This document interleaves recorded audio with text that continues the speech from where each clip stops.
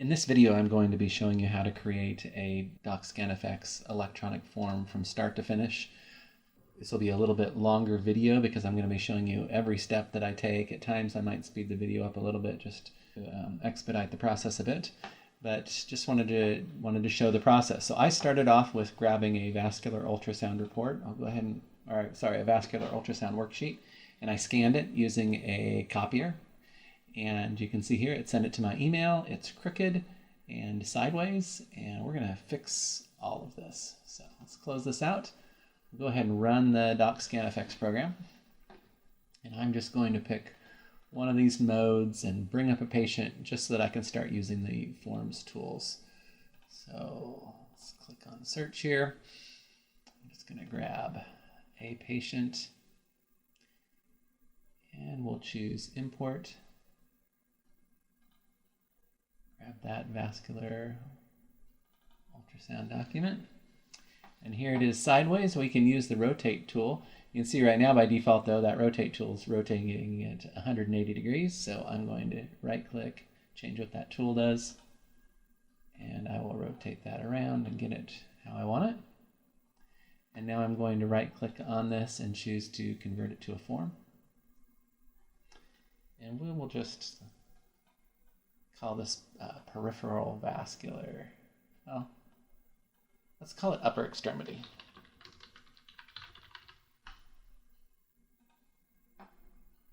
Oh, looks like I've already got one in there. We'll call this venous mapping.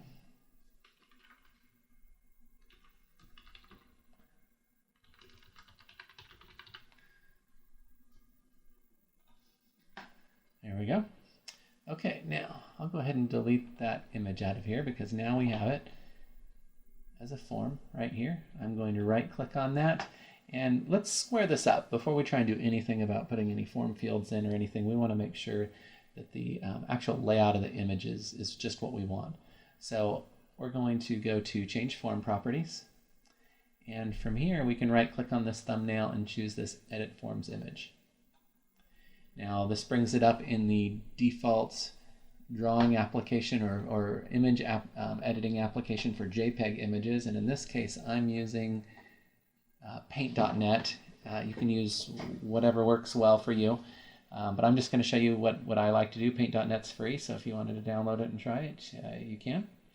I'm going to, this particular application supports layers, so I'm going to actually add an extra layer on top of this just to help me line it up. This is how I like to do it. I'm going to pick the line tool, and I'm just going to draw a horizontal line. I'm going to hold down the shift key, and that makes sure that it is exactly horizontal, and just snap a line across the page here. And I'm going to go back to my main background image here, and I'm going to select everything on the screen. I'm going to cut it, and I'm going to paste it right back again. And I did that so that I can come down to the corner and I get this little two curved arrow tool, and now I can rotate the image in order to get it lined up to that baseline that I put on the screen there. That looks pretty good right there. Okay, so I don't need this layer with this line in it anymore, so I'm just going to go to my layers tab here and delete that layer. Now you can see that got a nice straight image again. There's some spots along the side here that are sort of a transparent missing portion of the background. I could fill those in, but to get rid of it, I'm actually just going to crop this picture. Well, no, let's not do that. Let's go ahead and use the, what do they name this tool? The color picker tool to grab the background. I can't be absolutely certain that the background is perfectly white, so I'm just grabbing whatever color is down here and making it my color I'm going to paint with. And I'll choose the paintbrush tool. And a nice big size brush. And this decides sort of how soft the edges of that brush are. It doesn't really matter. I'm just going to paint over this. I could have used the fill tool as well, but this is just as easy. And we'll just color that in. The reason I didn't crop it was I didn't want to change the actual dimensions of the image. I wanted the resolution to stay the same as the original. Okay, so other things to think about are, like in this technologist notes section down here at the bottom, we're going to put a multi-line text entry box in down here, and it will not line up with these lines that the text used to classically just write on. So I'm going to highlight. Actually, I was going to highlight and cut that. I'll scratch that, and we'll do drawing a rectangle on top of it. We still have that same background color selected, so I'm just going to draw a rectangle over the top of that in order to erase it. And the only other problematic area that I see, we can put down text entry fields into all of these different areas where they're needed. But this bottom section here, the text would write the name of a doctor or a nurse that they notified about results, and then they would circle MD or RN.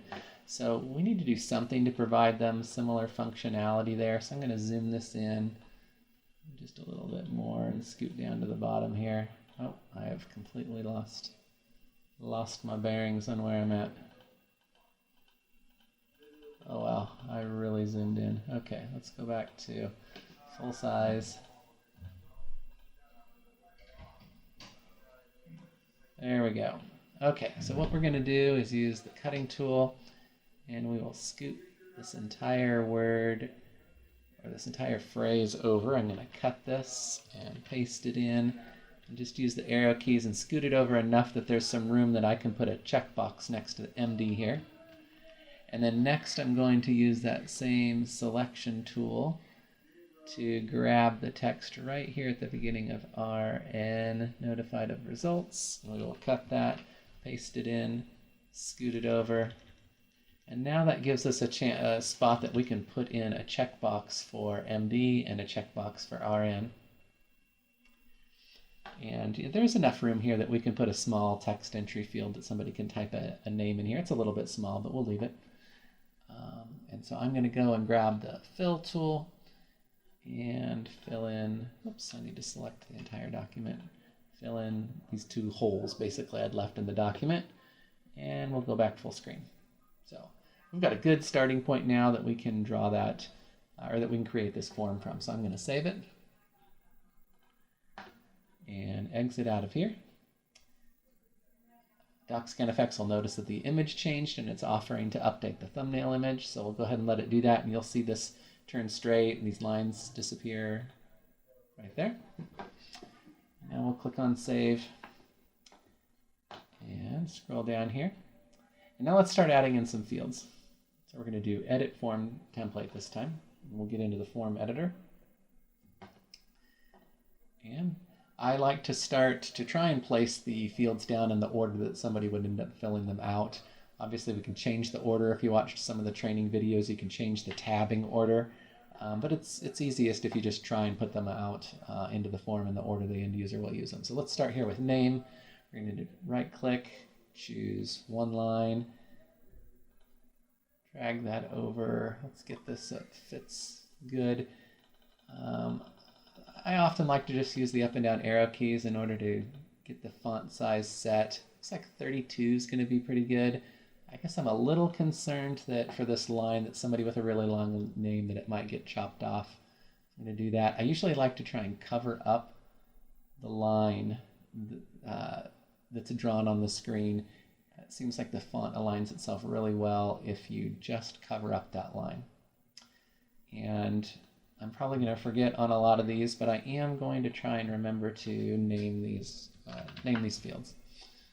Do that, and then we need to enter in, we'll want this field to fill in automatically, so I'm going to do the 2 curly brackets and choose patient name from the macros that appear. This will be a read-only field. Nobody needs to change this.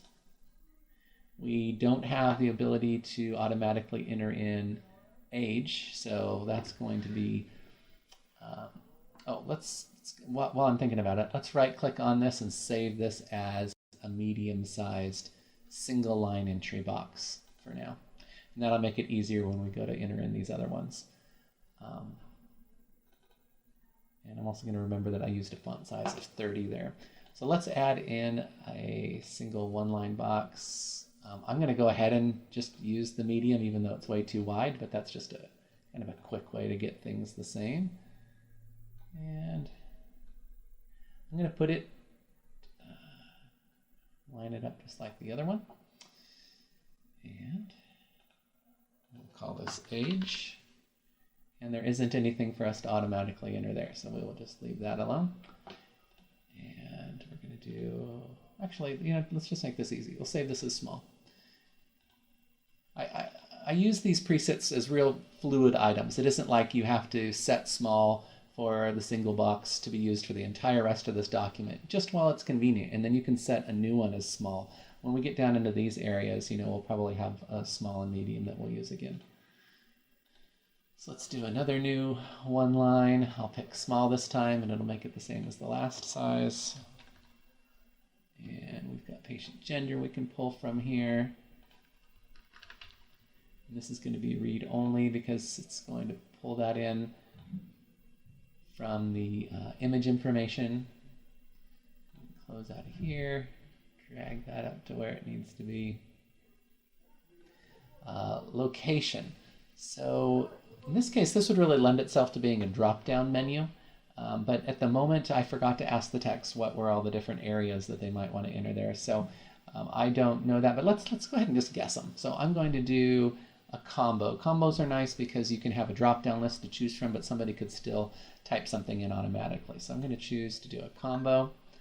And we can't do small, medium, and large. There are some defaults to these, but every different control type has a different small, medium, and large template that can be remembered about it. So if I were to pick medium or small, it's not going to use the ones from these text entry boxes because this is a combo drop-down box. But we know we want to use font size 30, and let's just add in some locations. We'll do the ED, and let's go ahead and just color some of these, like the emergency room. We're just going to pick that it's red, so I'm going to choose red here, and I think I'm just going to do this dark red color. And let's see, we'll have outpatient imaging, and we'll just leave that black. And we'll have inpatient. And do that. And let's just leave it at that for now. We'll close that. Make this fit that location field a little bit better. Which actually makes me think that isn't a very big field. We might want to change the size of the text and not have it be 30. Let's just go ahead and change that, have it be 24. And that field will be a little bit smaller. Okay, and then we'll do another one-liner.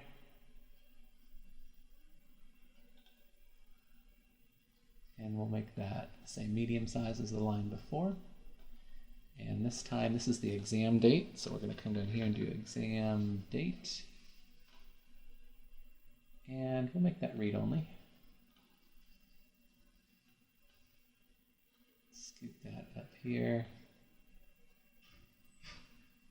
I want to go just a little higher, so I'm going to click and select that, scoot it up just a little bit with the arrow keys, and the date isn't going to end up taking up this whole width that I have here, but I just want to expand it out. Let's put in the medical record number, again a one-line text, make that medium, patient ID. That'll be read only. I think I forgot to name one of those other ones. I'll just call this ID. Go back and do these date, location. Yeah, I did that one. And I did this one. Yep, all good. Okay, so let's move this. Again, you move them not by grabbing them within the control. You grab this little move handle that's over here. I'll select it and use the arrows to fine tune and get that in the right location.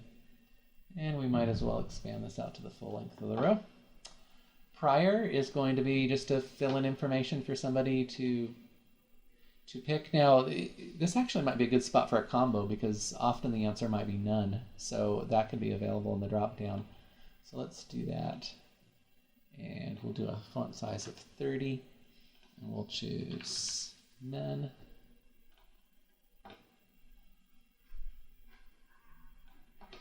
And we'll name this prior.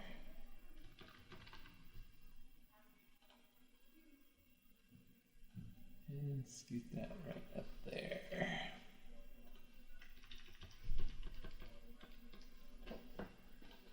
Now I'm going to draw a box and highlight. Actually, I'll do this control because I don't want to grab this one. I'm going to hold down control and click on all three of these. And I'm going to right click, and now I'm going to do align to the left. And it's going to shift everything over to whichever one is leftmost. It shifted this one and this one over just a pixel or so, but now all those boxes line up just right. I could come across here and highlight this entire row and do a right click align to top. That still looks good. I was a little concerned that if this document was slightly crooked still, that these ones over to one side would end up, not lining up well. But let's go ahead and do that for this one, and this one will align to the top. I saw that one shift up just slightly. Okay, and then the ordered by, I'm going to do one line of text, and we will do a couple curly brackets and choose physician. We won't have this be read-only in case somebody needs to modify this. Maybe it came across with just like a miscellaneous or a temporary physician in the order because it was stat, and somebody knows who the ordering doctor is now and they want to fill it in. So we'll come down here and type that, and let's make that medium-sized as well. That looks good. Let's do that line up again too. We'll align the tops of those. It did kind of lift that one off this line, but I think it's going to be good. Okay, and then the history. It's going to be a nice long one-line box, so we'll start off with medium, drag that to about the length we need, put it where we want it. Remember to use the arrow keys. You have to have selected the control. That's interesting because it's acting like I want to type in there, and I don't want to type in there right now. Let's name this history.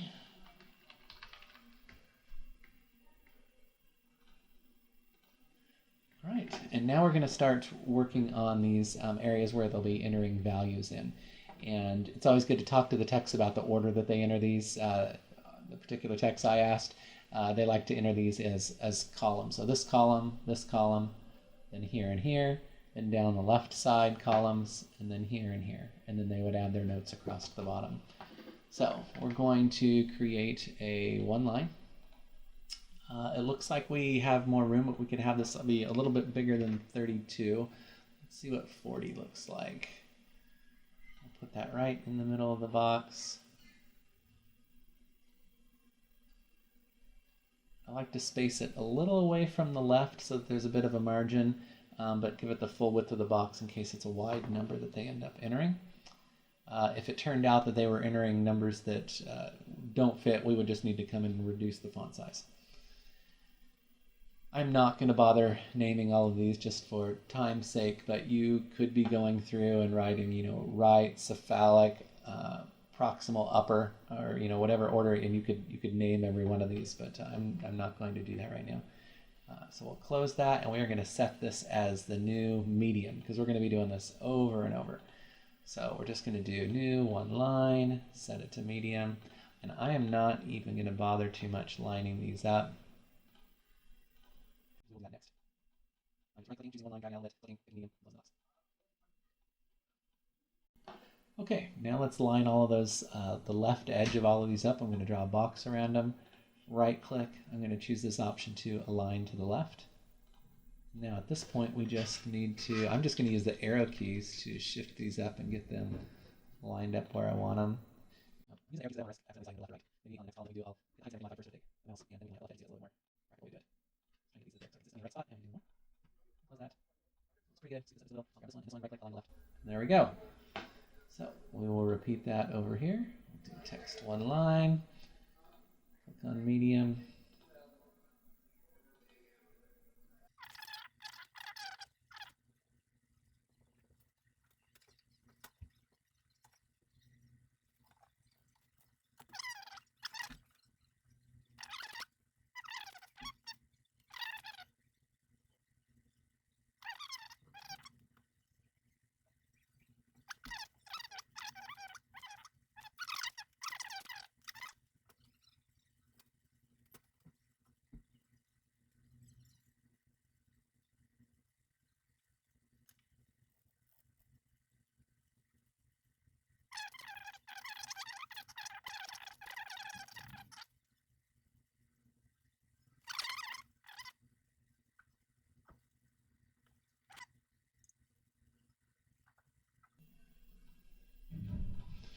All right, let's line these things up. So I'm going to grab all 4 of these, right click and align top. Grab all 4 of these, align top.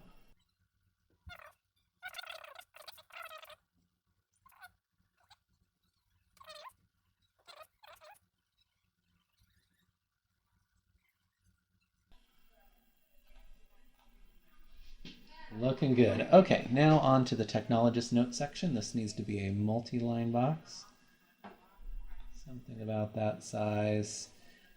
Right now it's on 2 lines. I'm going to change this probably to be about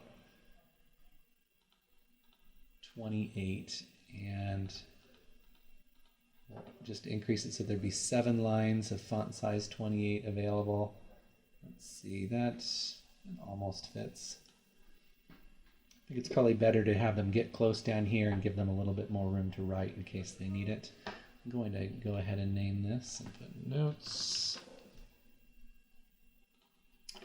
And let's add in 1 line here. Let's get that to fit the box. Scoot it up just a little bit and change the width.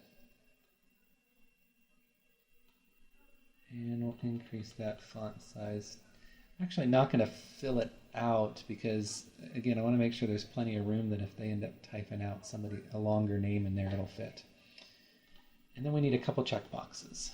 So we'll do an unchecked box there.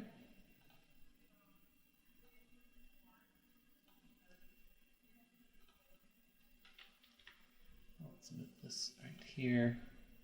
Select this checkbox. You'll notice sometimes selecting a checkbox, you need to click a little bit high on the box in order to choose it. I'm going to right click and I can see that the size of that is 40. I only have to make 1 more. I either could save this as a preset or when I come and make a new checkbox, I could just come and change the width manually to 40 and I'd know it would be the same size.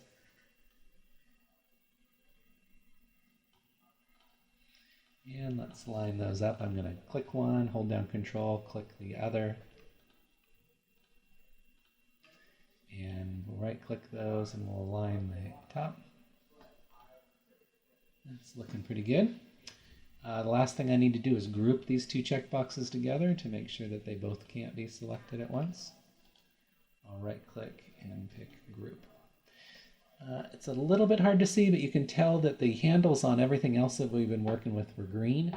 These 2 handles turn to sort of this aqua blue color, and that's just to indicate that these 2 were grouped together. If we had been putting in lots of pairs of different buttons, it just randomly picks a new color to show that they are grouped together. And it's just a little visual aid. So that's it. We have filled out our form.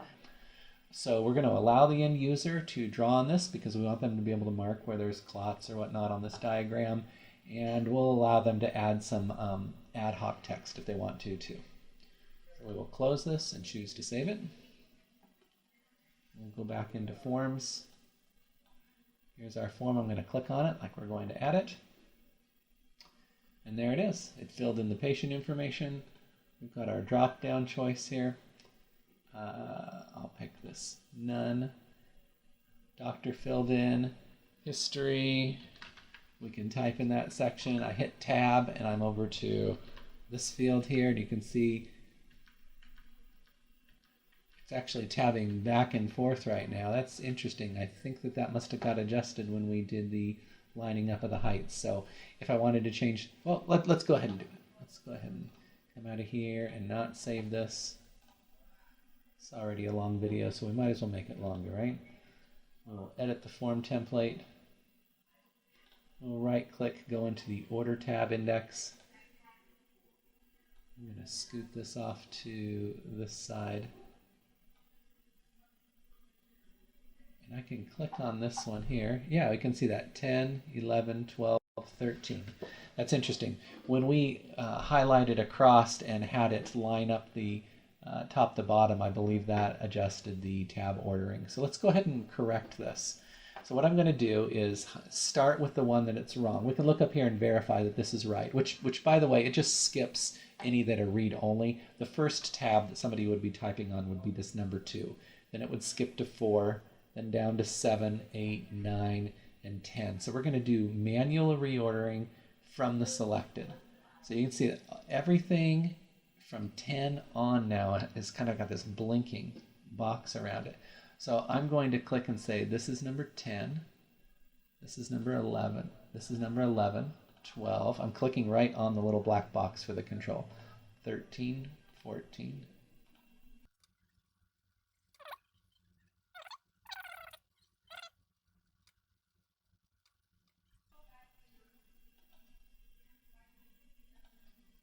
There we go. I'll close out of here, save the form.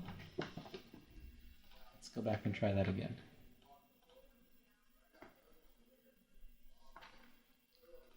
So we will start here and say age, tab over, and we're on the, well, this is a drop down, so we need to pick it from here. But if we needed to adjust, oops, we needed to adjust the doctor. And now we're on to history. 10. Now we're going down the list this way. And we've brought it up to this column, tabbing down, should jump over to here. So this just makes it really easy that the end user doesn't have to be clicking on columns. You can pick the ordering of the tabs. And you can see down here we've got a multi-line text entry is working fine. You could actually put quite a bit of text in here. Let's see. Bill. That is awful small, isn't it? Yeah, that might be a little bit difficult to read. Let's see how you can see how the checkbox flips back and forth like it's supposed to. But let's change the size of that just as a final fix for this form. Here's that form all filled out. You can click on zoom here in order to zoom in just a little bit and see how things look. You can see that OPI field's a little bit high for where it put the information in there. We didn't pick anything out of that prior section. Probably should check to see how that's working out. But yeah, that text there is a little bit small. So let's go back to forms. I'll scroll down here, right click, edit form template. And we'll come down to this and we'll increase the font size here to 20. And we'll come up here to the location control, scoot it down just a little bit, and also this prior, I'm fairly certain that's going to be off a little bit, so I'll adjust that down just a couple. Clicked and used the keyboard to do that, and we will save that. And I think the final thing we really have to do here is we're going to right click and choose change form properties. The title I think is a good title for this. The hint defaults to the date that the form was added. So we could change this to, be additional information that the end user might need to know about filling out the form. So we'll just say upper extremity venous mapping. We'll just add worksheet to that. Click on save.